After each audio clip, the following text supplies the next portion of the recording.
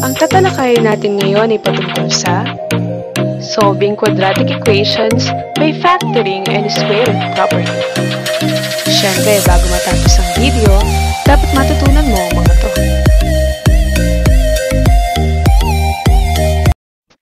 Tara, tuklasin natin ang sipnayan.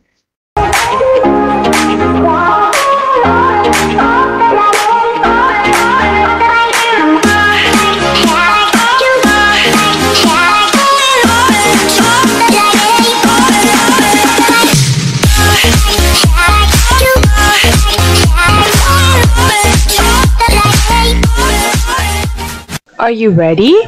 Let's start! Sa video ito ay may encounter nyo mga salitang ito. Una ay quadratic equations. Quadratic equations are equations with a degree of 2. And these are the examples. As you can see, the highest exponent is equal to 2. Ang standard form ng quadratic equation is in the form of this.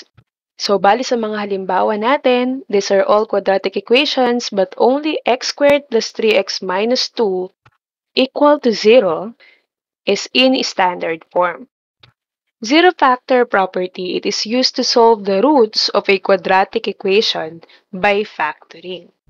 It states that if a and b are real numbers and if ab is equal to 0, then a is equal to 0 or b is equal to 0. Ano kaya ibig sabihin yan? For example, the given equation is x minus 2 times the quantity of x plus 3 equals 0. Let a be equal to x minus 2 and b equal to x plus 3. Ito na yung nasa statement na ab equal to 0.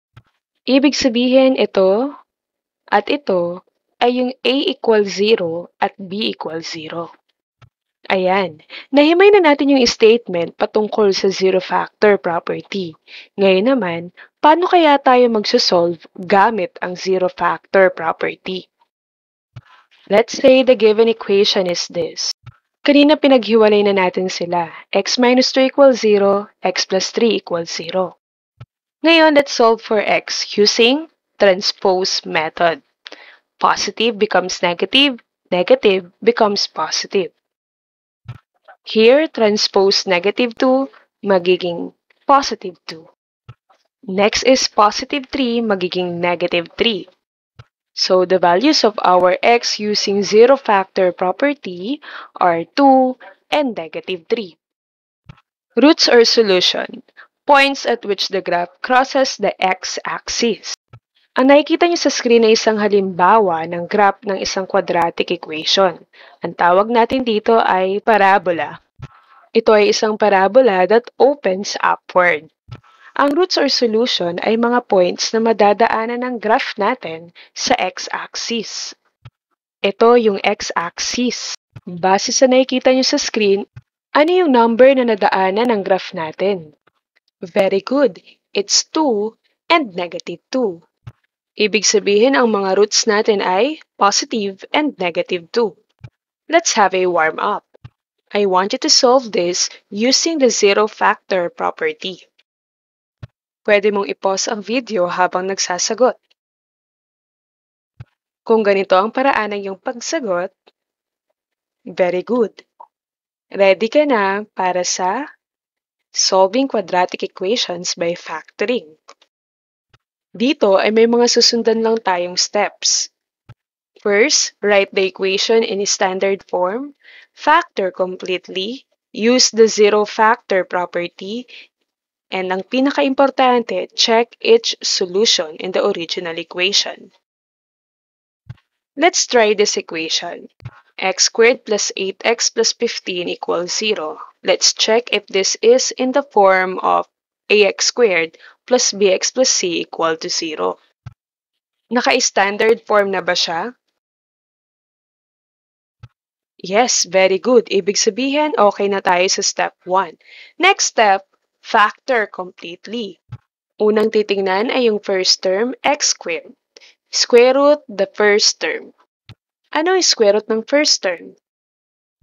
Very good, x. Ibig sabihin, yun yung magiging first term ng ating factors. Next na hahanapin ay yung second term ng ating factors. Ang gagawin lang natin ay kukunin natin yung factors ng third term. Ang ating third term sa equation na to ay tama, 15. Ang factors ng 15 ay 1 times 15, 3 times 5, negative 1 times negative 15, and negative 3 times negative 5. Mula sa mga factors ni 15, hahanap tayo ng mga numbers na kapag pinag-add natin, ang sagot ay yung middle term, which is 8. Isa-isahin natin. 1 plus 15, 16. So, hindi to. 3 plus 5 is 8.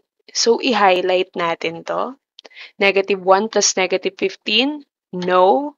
Negative 3 plus negative 5, no. Ibig sabihin, yung hinahanap nating second term ng mga factors natin ay si positive 3 and positive 5.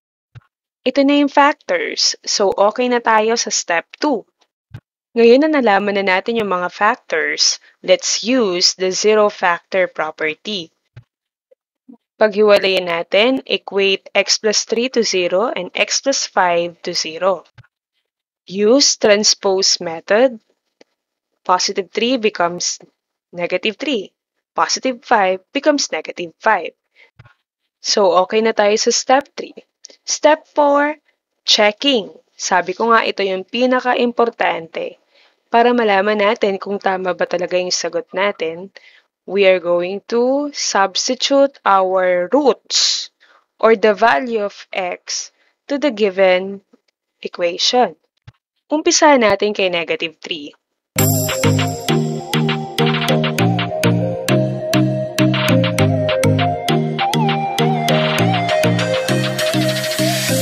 Since 0 yung nakuha natin, ibig sabihin, tama si negative 3.